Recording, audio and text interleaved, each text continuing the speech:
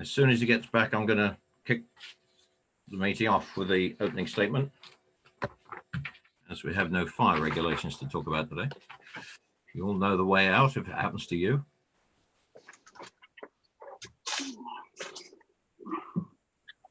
Right. Hello, Nick. Hi. And up with those present. It's just after 2 o'clock, and I shall commence this meeting of the Development Control Committee in virtual session. For the meeting of the members of the public watching or participating in this meeting, I'd like to explain who everybody is. My name is Councillor Paul Miller, and I'm the chairman of the committee. The committee meeting is being held virtually in accordance with the council's rules for virtual meetings, which reflect the recently published government regulations implementing the Coronavirus Act. The meeting is being streamed live on YouTube and will also be available to view after the meeting has finished. Councillors who sit on this committee and who will be making the decisions on the applications before us are identified by names on the screen. Councillors addressing the committee as ward councillors will be introduced by name. Can I ask the officers who will be advising the committee to introduce themselves and their role? Can we start with Mike?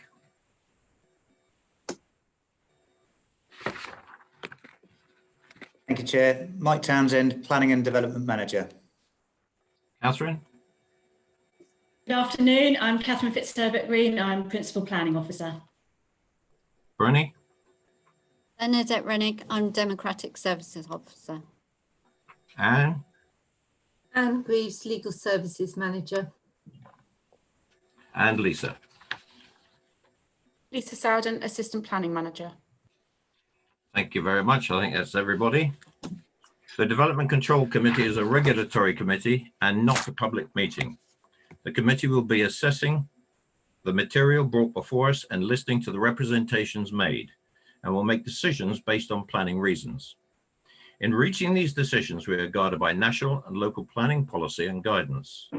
I understand that planning decisions can be emotive and ask that everybody remains polite and professional and patient throughout this evening in case of any slight delay in presentations.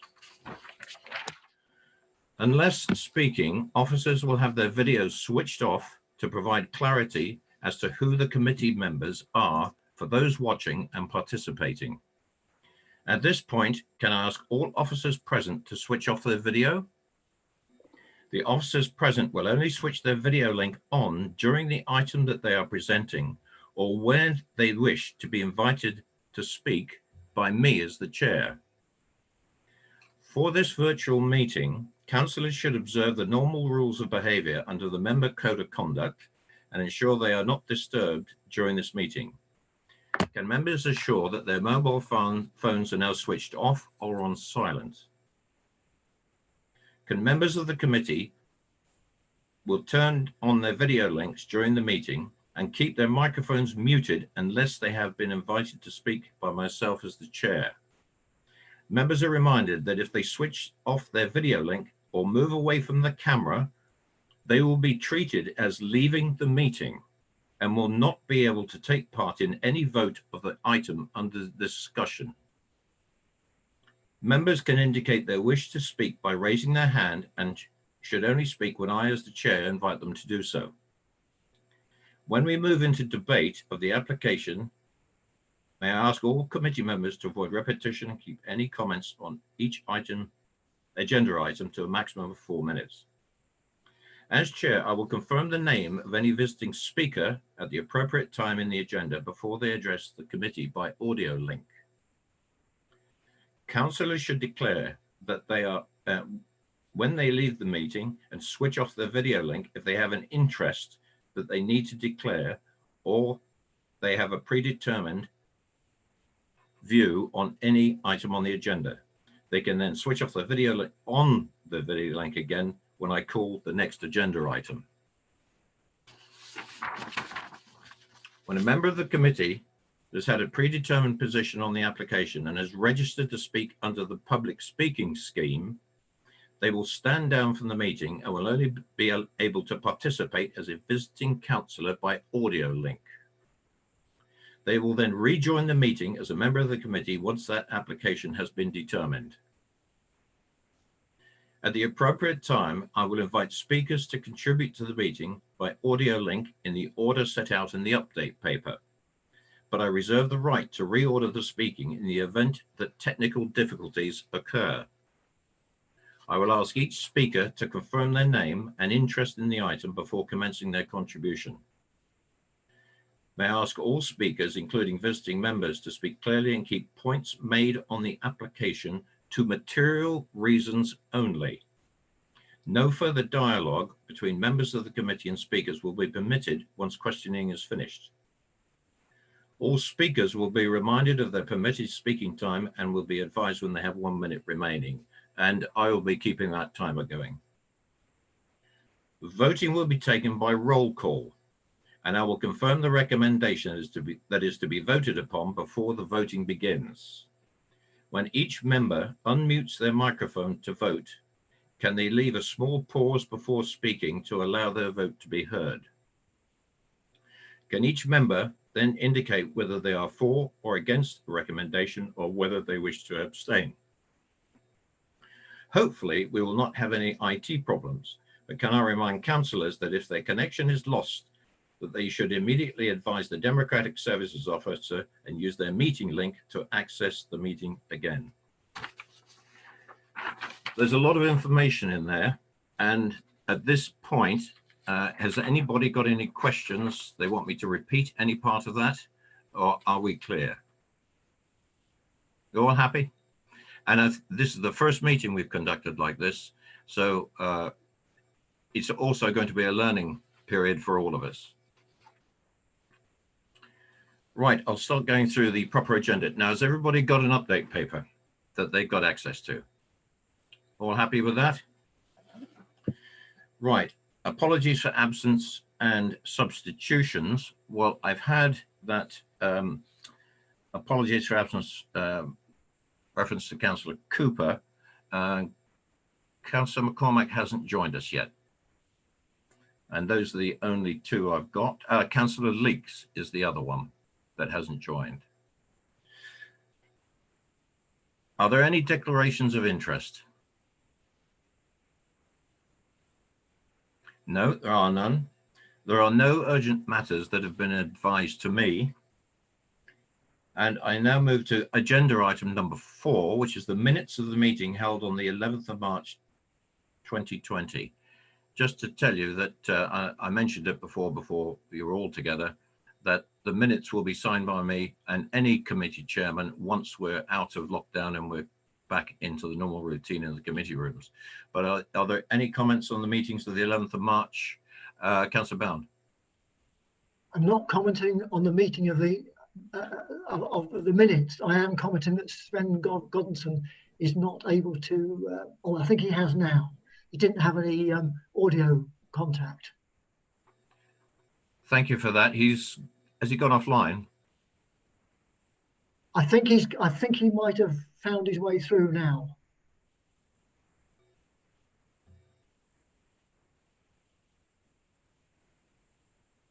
Sven, are you with us? You're muted, Sven. Can you unmute your microphone? Where do I press the unmute?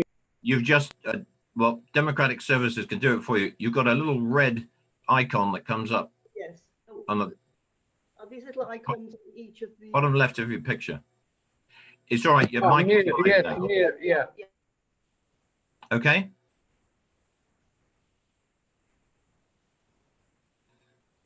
Thank you, Councillor Bound. If there's no comments to be made of the minutes of the 11th, we will take those minutes as accepted. And that will be recorded by Bernie, and we will put that into the minutes of this particular meeting. I move on to applications for planning permission, and going to the update paper, I will invite Mr. Livingston to join us.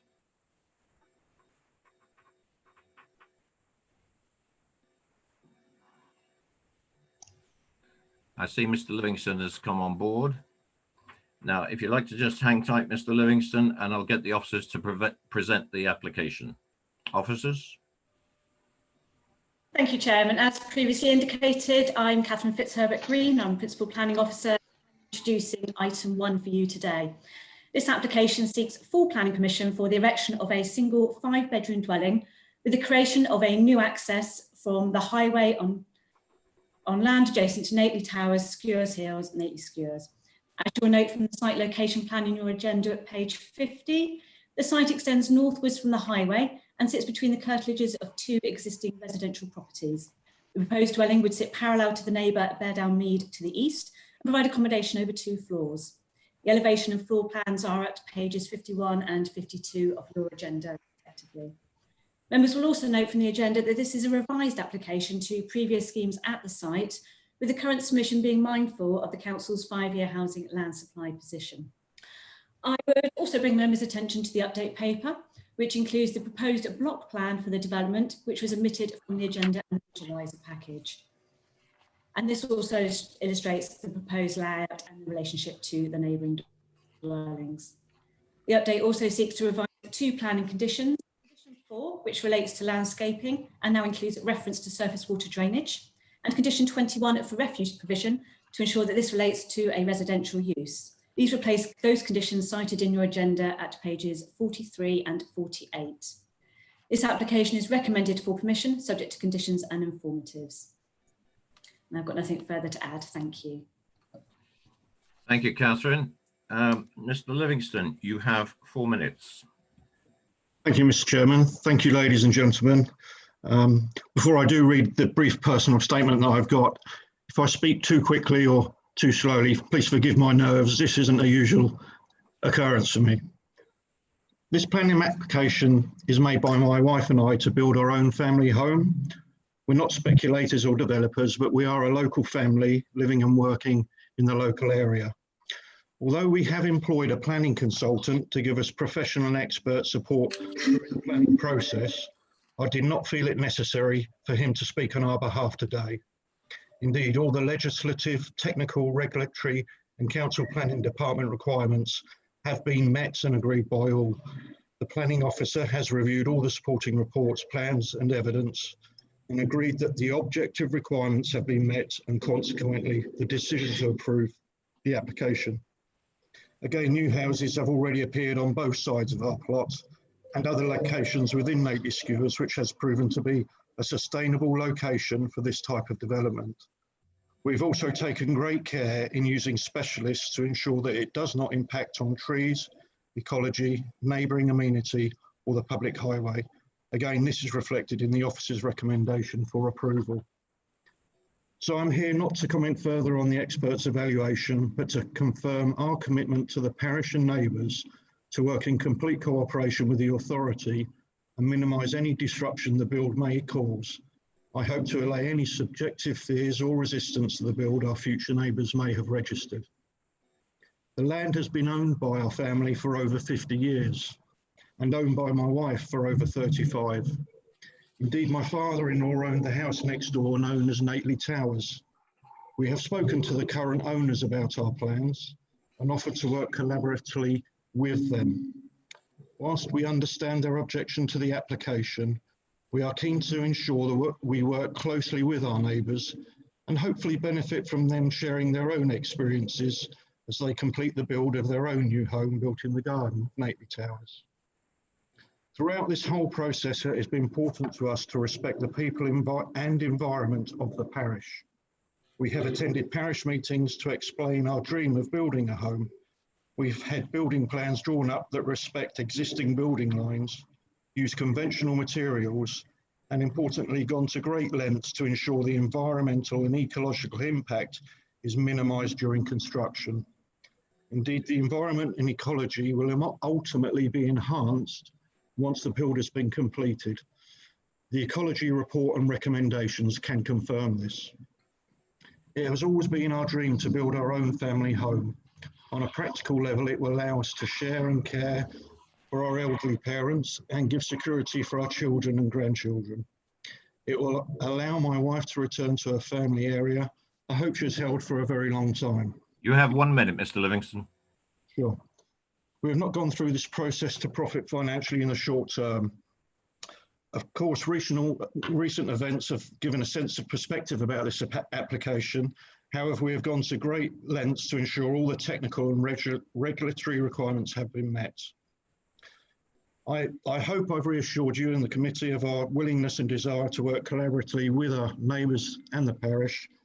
And the only reason that the land hasn't been cleared prior to commencing is we want to draw up a joint ecological plan with the authorities. If there are any questions, I'm happy to take them. Thank you for allowing me this time today. Thank you, Mr. Livingston, and thank you for being right on time. Members, any questions for the applicant? Councillor Bound. Thank you, Chair. Good afternoon, Mr. Livingstone. Just one question. How far would you say would be from your proposal to a bus stop? They are approximately, I would suggest, between 50 and 100 metres. There is a bus stop relatively close by on the A30 on our side where the plot is. Thanks very much. Thank you. No more questions? Thank you very much, Mr. Livingston. Thank you. Questions to officers? Any questions to officers, members? Debate? I'd like to kick this one off. Councillor Goodison, followed by Councillor Potter. You can hear me all right, can you? Yes. Yeah, thank you very much. Thank you, Chairman. I just want to say a few words, if I may. Firstly, I'm very familiar with this site. I spoke to the parish council yesterday, who confirmed that their main concerns are landscaping, in particular the trees currently on the site, and also they have major concerns about the road safety. I visited the site yesterday, and as you will appreciate looking at the plans, it does face onto a very dangerous section of the A30. There were actually 4 cars parked on the side of the road, which considerably impacted the sight lines of the 2 houses on either side of the applicant's site. That was got to be a problem if building was to commence there. I do have considerable sympathy with the parish council, but in view of the fact that the highway officer is not objecting, I struggle to find any good planning reason for refusal. I'll be interested to hear what other members have to say, but at the moment, I personally would be inclined to abstain. Thank you. Thank you very much. Councillor Potter. You're still muted, David.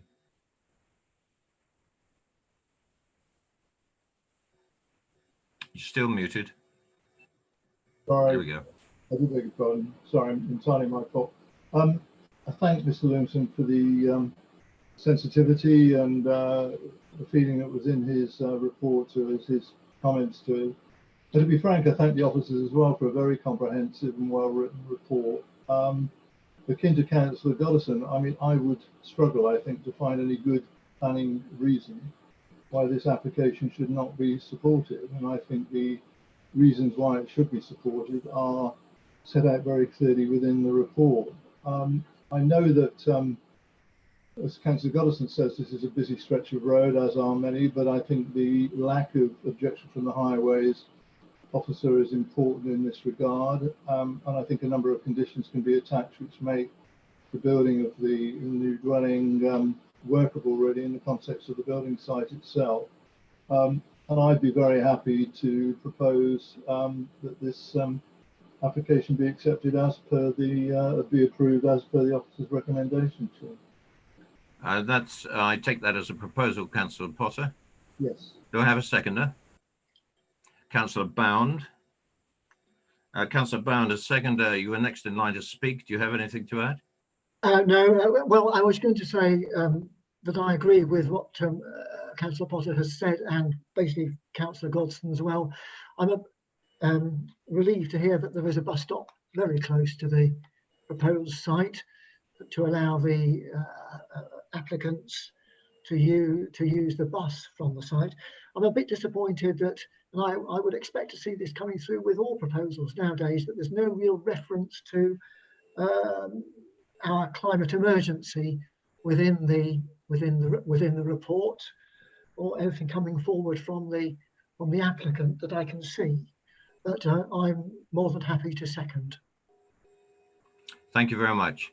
Members, it's been moved and seconded, and we're aware that Councillor Leeks has joined us later on. He will not be entitled to vote to approve this application, and I will go through the members present on a roll call for your vote, and I will start. It's just in the order that it comes out on the agenda. It's no particular order around the screen, but I'll go to I'll miss Councillor George.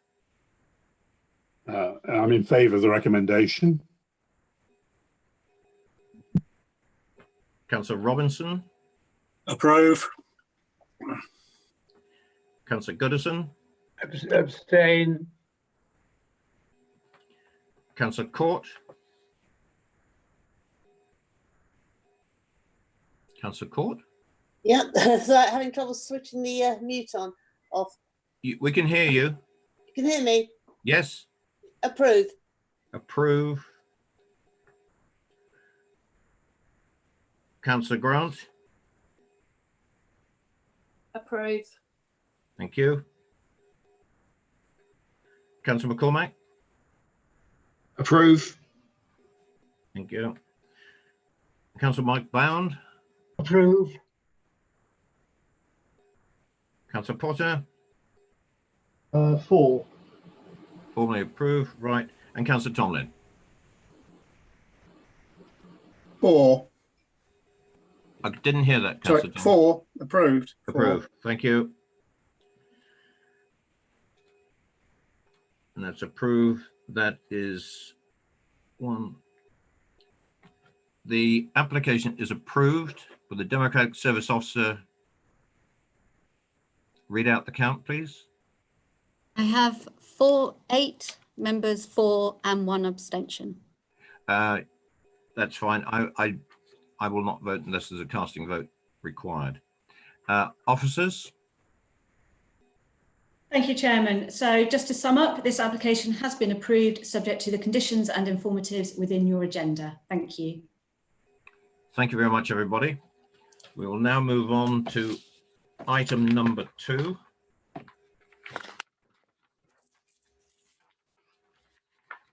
And I have 2 speakers to notify, Mr. Howard Jones and Mr. Carthy, if they'd like to check in, please.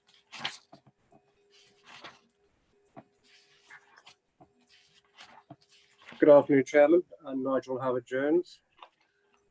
Good afternoon. Are you both together? Good afternoon, Chairman. I'm Jim Carthy. I can hear you as well. Mr. Carthy? Yes, thank you. Okay. If you'd just like to sit tight, gentlemen, and the officers will introduce this application. Thank you, Chair.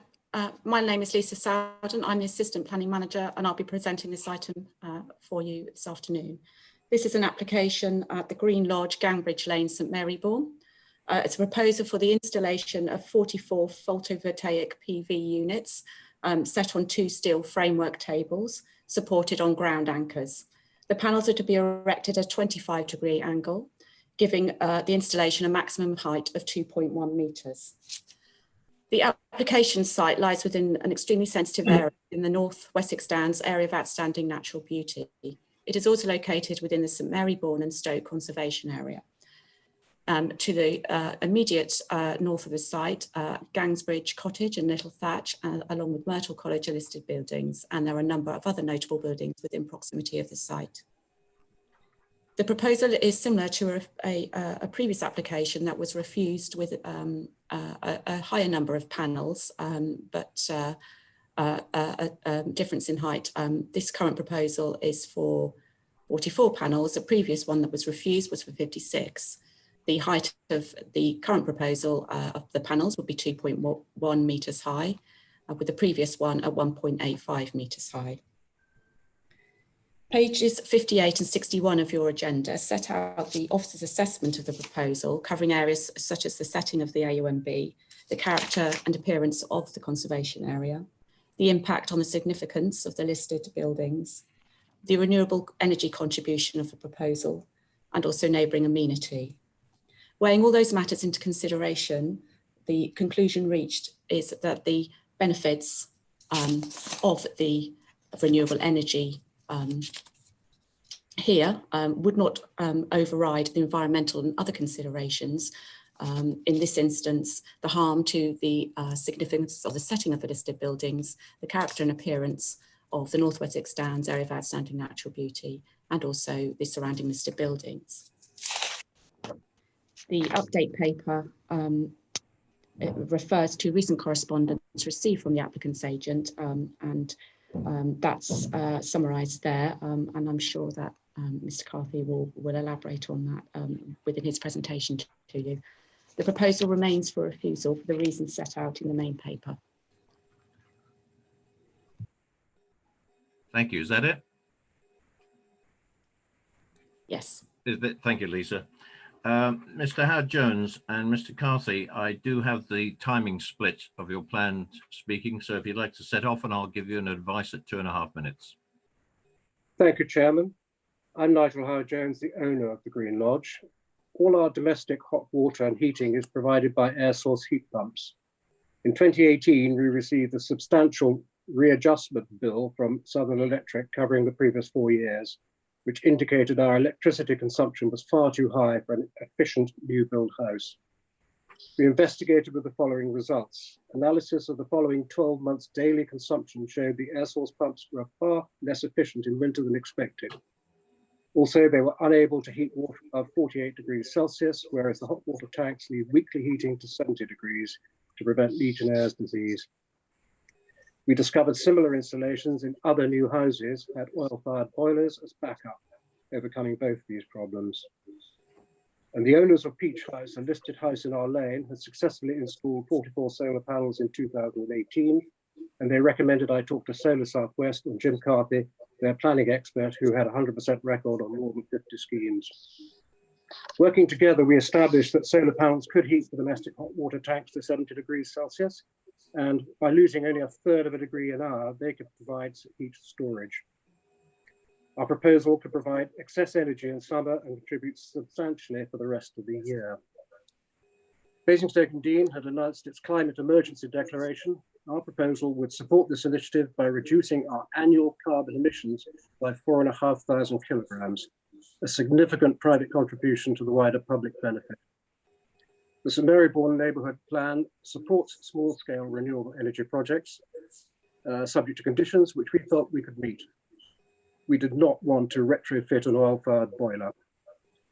Tom Collins, also the case officer for our first application, met me on site on the 4th of February. He gave me the strong impression that the hedge and tree planting done since his first visit, plus additional planting around the solar panels, would provide adequate screening. We had offered to erect 2-metre-high hazel fencing panels to create temporary screening until the recent planting matured, but he thought it unnecessary. This would not seem to have been considered by the heritage and landscape teams. Tom Collins mentioned that the original application was borderline and only rejected on grounds of principle based on the Conservation Officer's report. You've had your 2.5 minutes. He was supportive and said he intended to complete his draft by the 17th of February and to share it with us. Unfortunately, we did not receive it.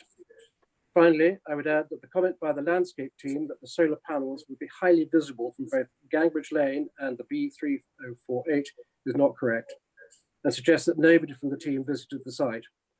However, St Marybourne Parish Council, whose members know the area well, have offered no objection. I would now like to hand over to Jim Carthy, our agent. Mr. Carthy, you have 1 minute.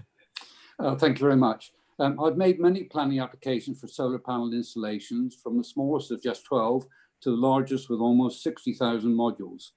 Sites have involved listed buildings, scheduled monuments, conservation areas and the green belt. I'm very selective as to which schemes I take on, and I'm careful to ensure that the proposal fits with local and national planning policies. You can imagine my shock to receive the refusal on the previous, what appears to be a compliant scheme.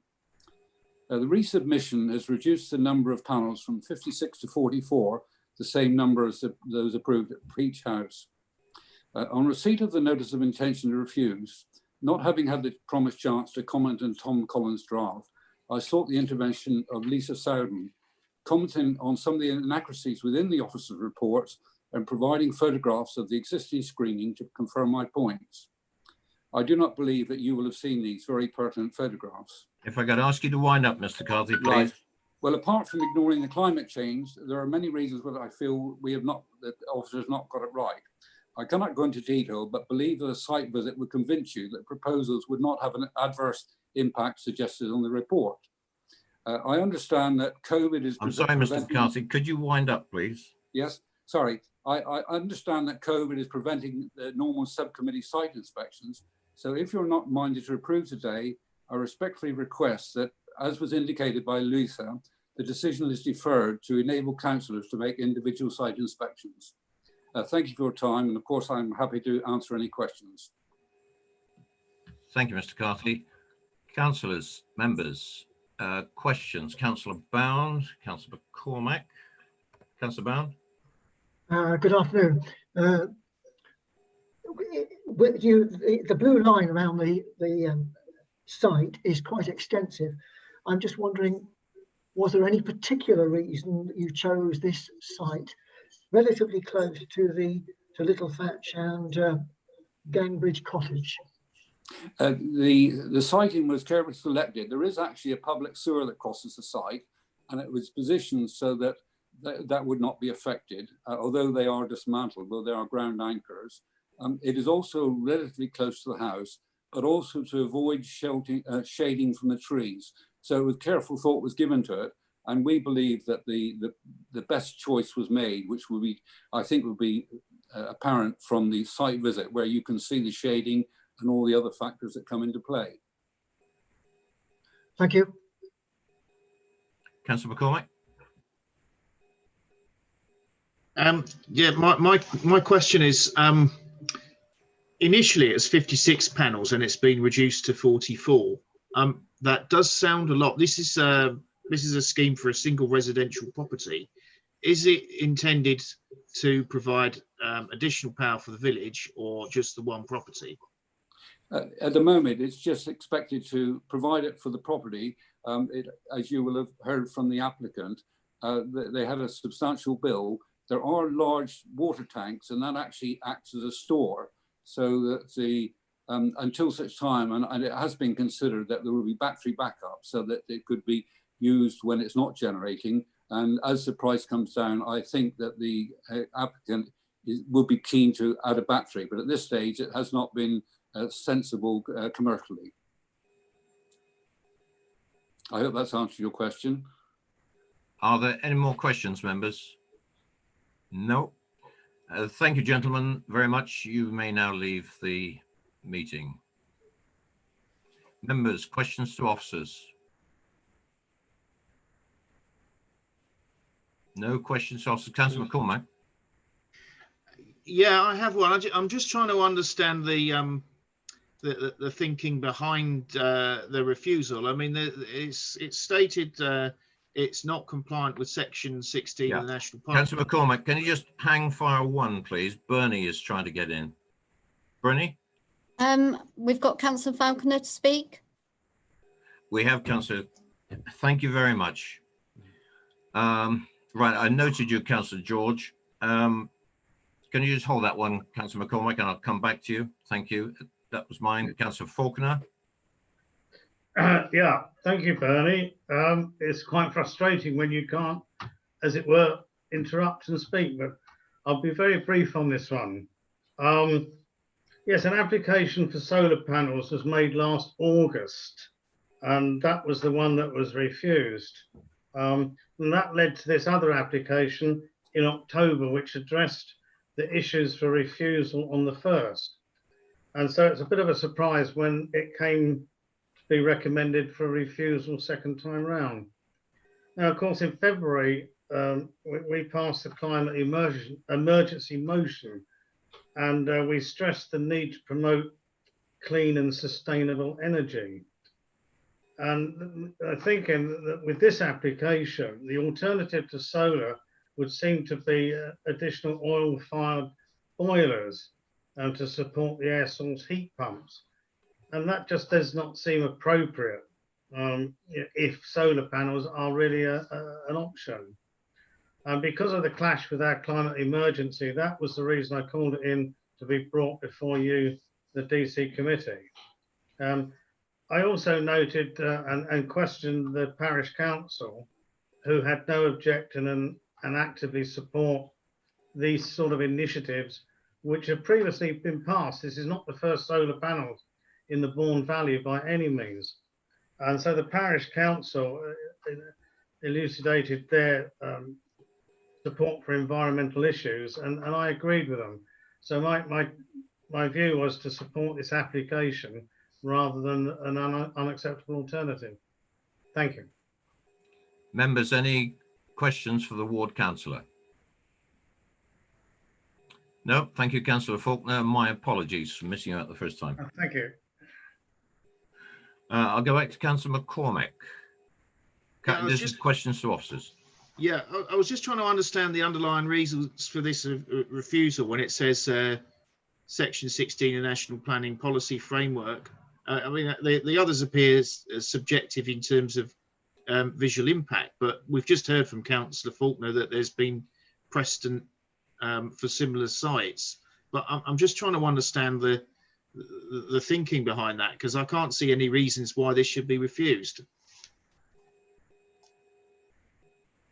Thank you, Councillor. And the previous application was also refused on similar grounds in terms of impact on conservation area listed buildings and in conflict with Section 16 of the NPPF. That relates to historic environment impacts.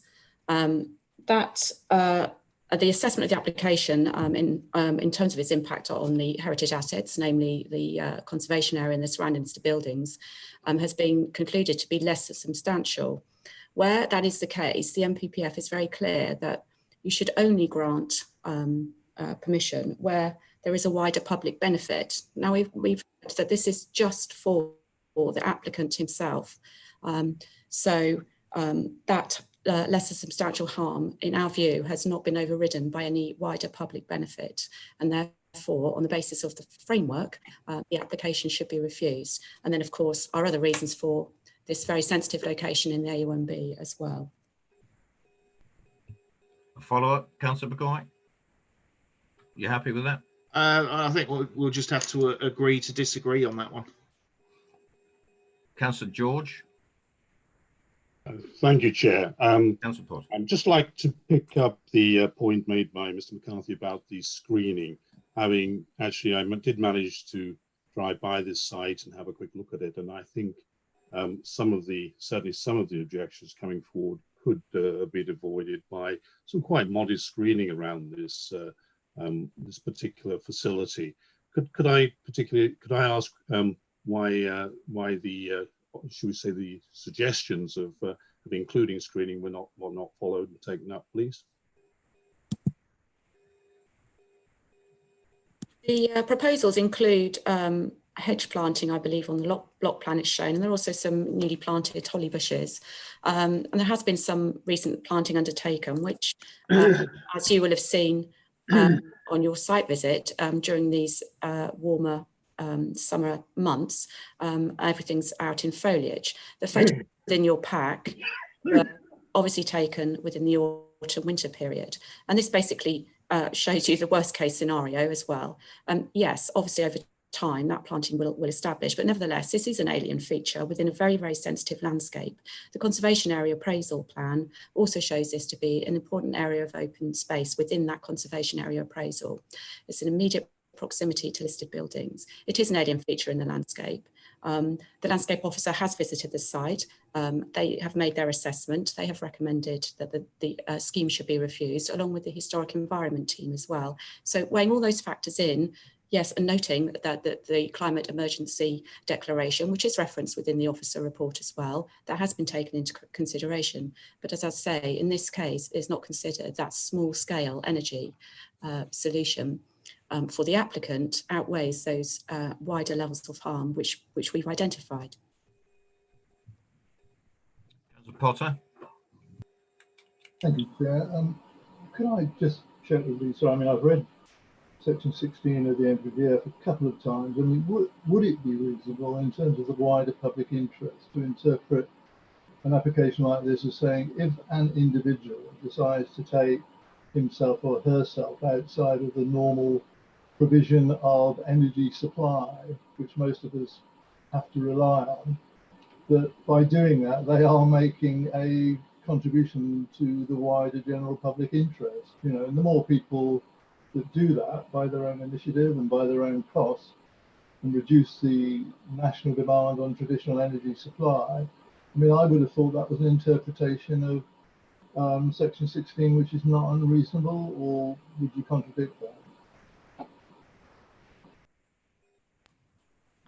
Our report, I think, is clear. I mean, we do acknowledge that there's some small benefit, and appreciate that. But you know, as you know, the wider public benefit in terms of what, you know, how much weight you would give that in terms of the harm which we feel would occur to the interests of, like I say, the highest quality landscape designation being the AUMB, and the very, very important conservation area and listed building impacts which we think would arise. We don't think that small, very small scale energy production, yes, of course, there is some weight to be attached to that, but we feel in terms of when you balance the scales, it massively comes down on the side of the heritage impacts and the harm that would be caused. Are there any other questions to officers? No? Debate? Right, I've got hands all over the place. Right, I'll start off with Councillor Bound, followed by Councillor McCormack, Councillor George, Councillor Robinson. Are there any more? Councillor Tomlin. And depending on what you say, I might pitch in as well. Right, we'll start off with Councillor Bound. Thank you, Chair. I've read the report fairly carefully, well, very carefully actually. We had plenty of time to do it. And I note what Councillor Faulkner has said. I've noted what Councillor McCormack has said in terms of his questioning of the applicant. My own view is that whilst it does have an effect on the area in its proximity to the Little Thatch and Gangbridge Cottage, I think that with adequate screening, the site would not be very prominent. Agreed, in the wintertime, it's going to be slightly more, but on the other hand, I think fewer people will be viewing it in the wintertime. So given time, I think suitable screening would shield the site from public view. In view of our climate emergency and our own EM8, I do feel that we've got to be a lot more forward-thinking and proactive in how we consider these particular proposals that come forward. And I do feel that there is a wider public benefit than actually has been brought out in the report from the site. They've reduced the number of panels from 52 to 44 or whatever it was.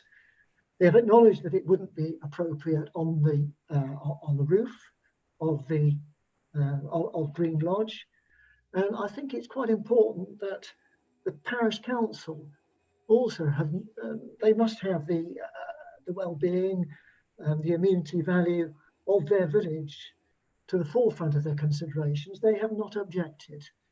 So at the moment, whilst I feel the report was quite comprehensive, the conclusions for me were not the conclusions that I would have drawn. Thank you, Councillor Bound. Councillor McCormack. If this had been a communal scheme, I would have moved the recommendation without hesitation. It is an individual scheme It does look like it's a scheme that they intend to add to later on with home batteries and things. That may or may not require planning consent because they're normally internal. There's a lot of panels for a single house. They did want more, but on balance, I'm inclined to move the recommendation if it hasn't been moved already, or second it if it's already been moved, mainly because I think since we've declared a climate emergency as a council, and there are people applying for off-grid energy provision, we should wholeheartedly support that. I take on board what has been said about the potential to visibly impact on a conservation area and an area of outstanding beauty. I have to say that this is not an isolated case. We've been told of precedents in this particular valley, and there's precedents in other parts of the country as well, you know, or with national parks and areas of outstanding natural beauty where we've had solar panels, wind farms, that sort of thing put in. We are where we are with the environment. We desperately need to change our ways as a nation, and I'm very pleased to see that individuals are in a position to take action and are taking action. In terms of reasons for approval, I think that policies EM8 and EM10 can be used to that effect. I think we need to be thinking very mindfully about the environment in the round and the impact that climate change is having on the environment. And there will be no end of extinctions of local species and massive changes to the habitat if we see a continuation of climate change. Thank you very much. Councillor George. Thank you, Chair. Looking at this, I must admit, I tend to agree in terms of the climate emergency, and clearly we all need to work towards carbon neutrality, otherwise nobody's going to get there. And this is a typical example.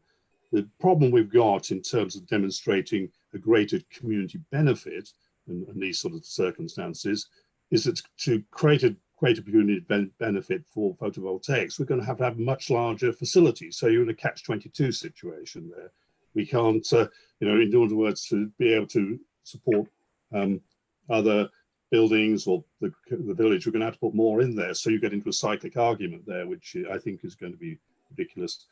I think looking also at the impact on Gangsbridge Cottage, if you look very carefully where that's located, and there is a gap in the fence there, actually, if you look at that, they're going to be looking along the solar panels. All they're going to see is the very edges. They're not going to actually see the solar panels much themselves. They're going to be actually looking along. And so it's not going to be a great impact on the views from the cottage and the setting from that particular location.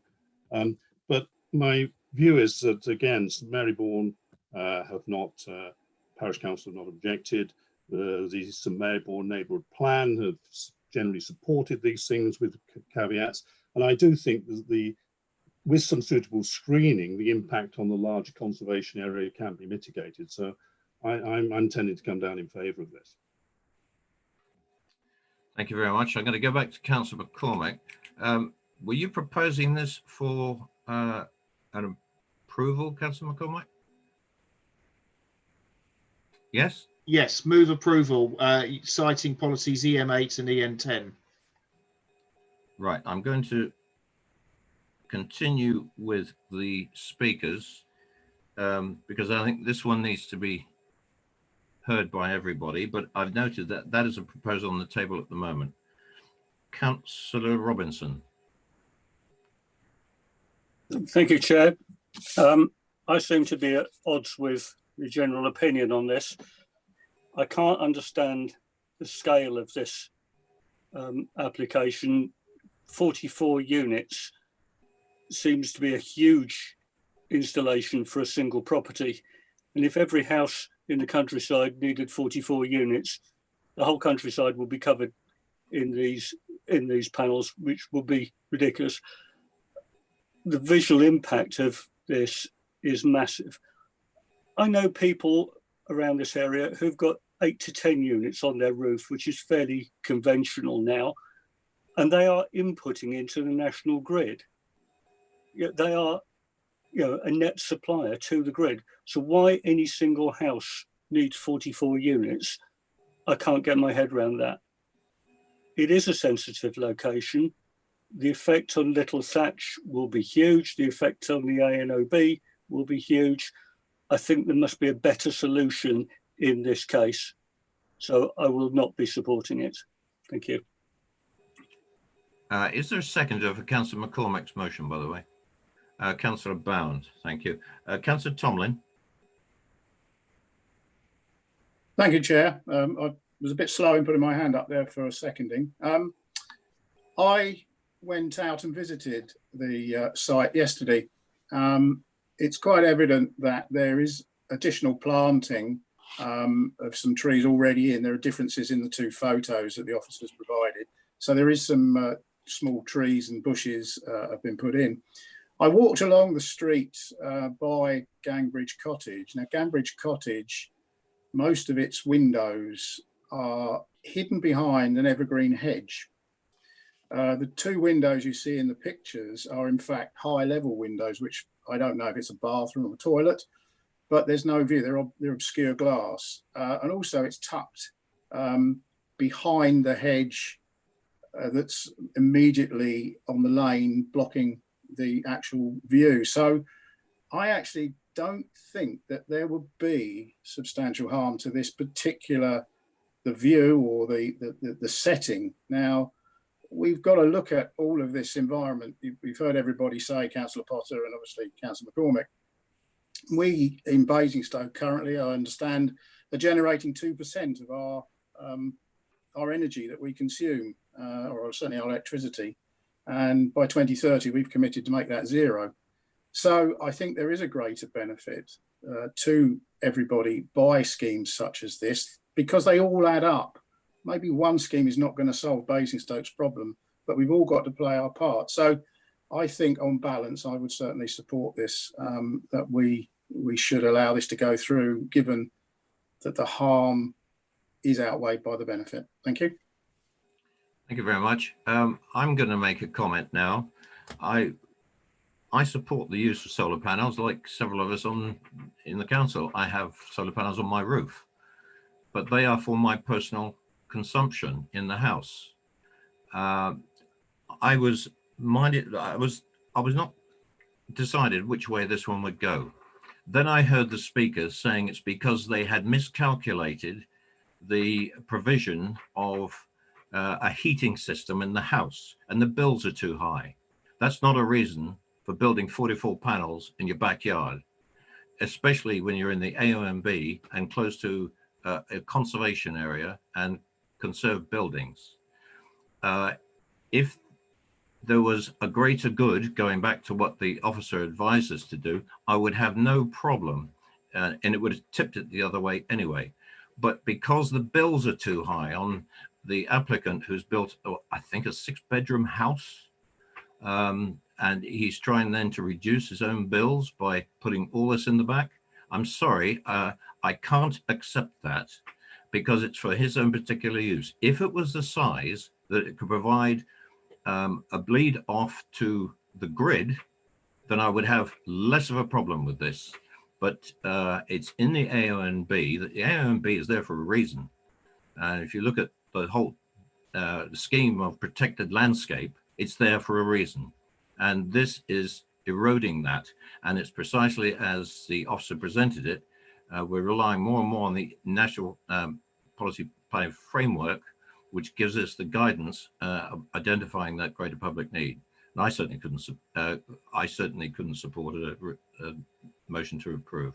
Anyway, it's been properly moved and seconded for approval, and I'm going to go to the officers because we have to identify the conditions before we make this approval under CM8 and CM10. And I got Mike Townsend has put his hand up, and Mike, off you go.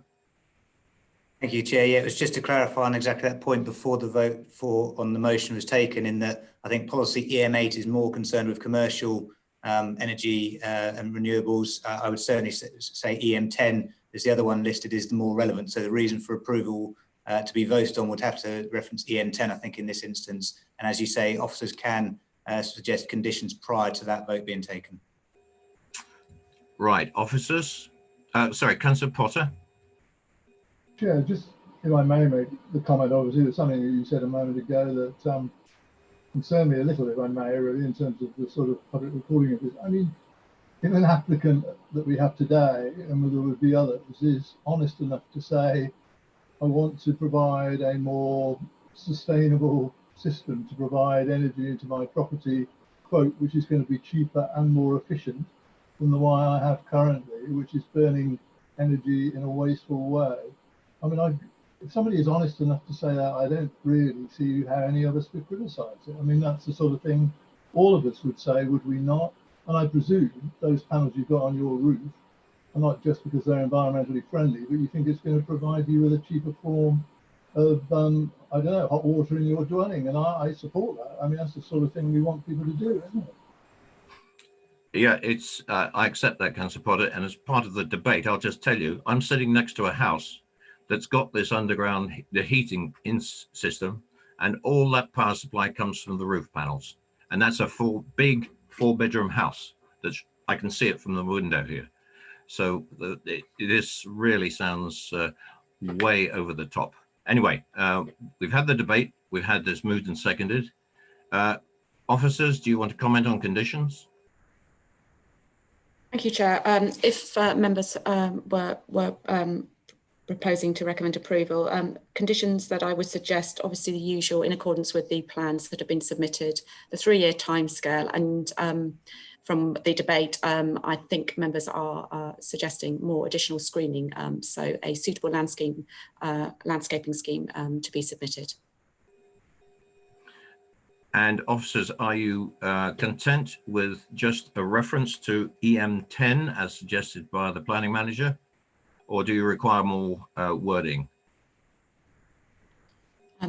I think members need to be clear on the reasons they're recommending approval. Obviously, EM10 I think refers to the kind of landscape, the energy element that members were referring to. Clearly, within the report, there are also references to landscape impacts and heritage impacts, and I think from the debate, members were suggesting that those impacts weren't, wouldn't be harmful in those respects. But perhaps members could clarify that, and if it's just solely on the basis of, supportive of the energy proposal, then EM10 would be the one. Councillor McCormack, as the proposer. Yeah, I mean, it's an individual scheme, and I would prefer it to be a communal scheme. I think it's relatively straightforward when you're looking at a solar panel scheme to be able to feed back into the grid. I think my overriding concern on this is that we've declared a climate emergency. We need to be serious about this. We need to be actively encouraging people. And I appreciate what's said about the visual amenity, but I can cite examples in other parts of the country where, the visual amenity, it doesn't mean a lot if the landscape's going to change anyway due to climate change. We're going to have possibly a precedent being set here, but we're going to see a lot more solar panels being installed in future. And it is one of the things that we can do to offset climate change. So, the policies there, yeah, okay, EM10, EM8, it's not a commercial thing. I'm just happy to go along with EM10 and the recommendations surrounding that. Are you happy with that, officers? Yes. Right. It's been properly moved and seconded for approval with the reasons given and the conditions applied. I'm going to do a roll call again, and if I could have on that recommendation for approval now, that is what we're voting on. Everybody clear about that? So if you declare approve, that is what you're doing. You're approving the motion to approve this application. Okay? Councillor George. Approve. Councillor Leeks. Approve. Councillor Robinson. Against. If you could say refuse, please. You would refuse this application. Refuse this motion. Refuse the motion. Refuse the motion. Thank you. Councillor Goodison.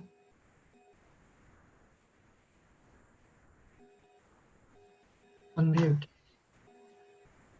Councillor Goodison. I'm approving. Unmuted. Why am I unmuted? Oh, You're unmuted. You can speak now. You were. You've got to unmute to speak. Councillor Court. Approve. Councillor Grant. Approve. Councillor McCormack. Approve. Councillor Bound. Approve. Approve.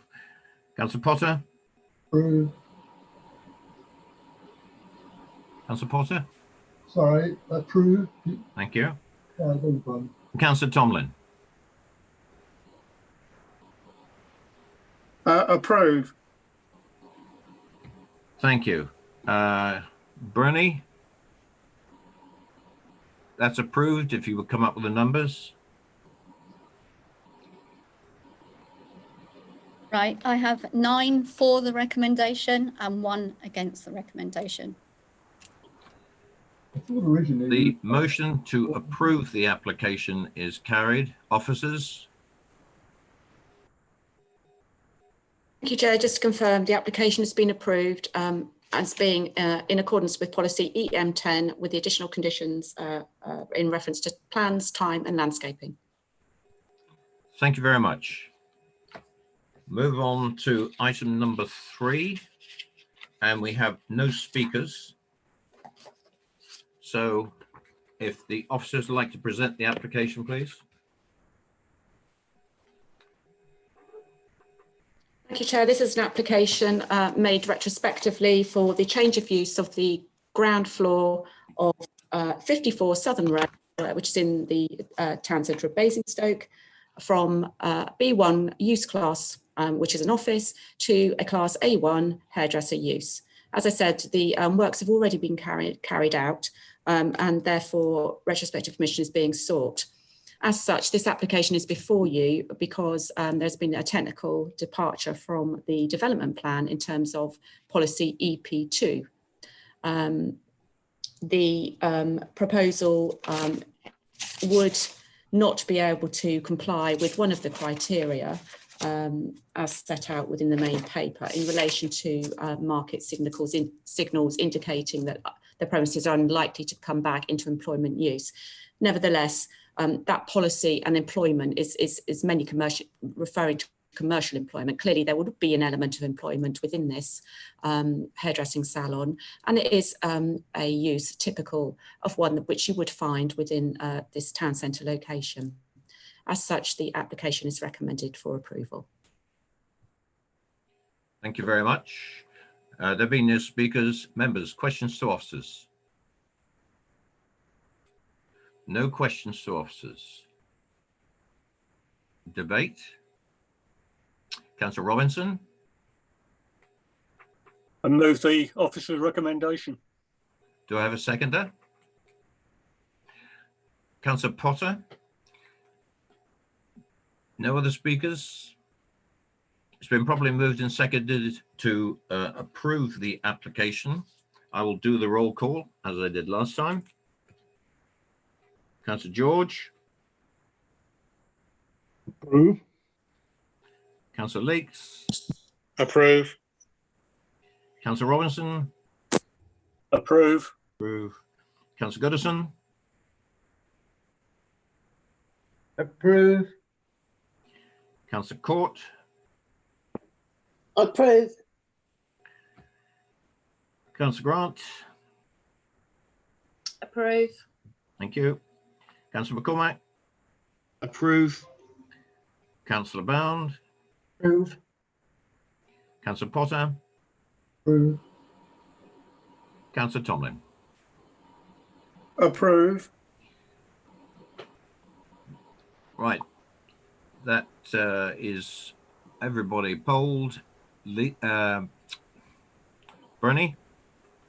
That was 10 for the recommendation. That item is approved. Officers? Thank you, Chair. Just to confirm, the application has been approved for the reasons and conditions set out in the main agenda. Thank you very much. Right, from me to all the members, thank you very much. That I consider to first time around, anyway, apart from me forgetting Councillor Faulkner, who could, I say to myself.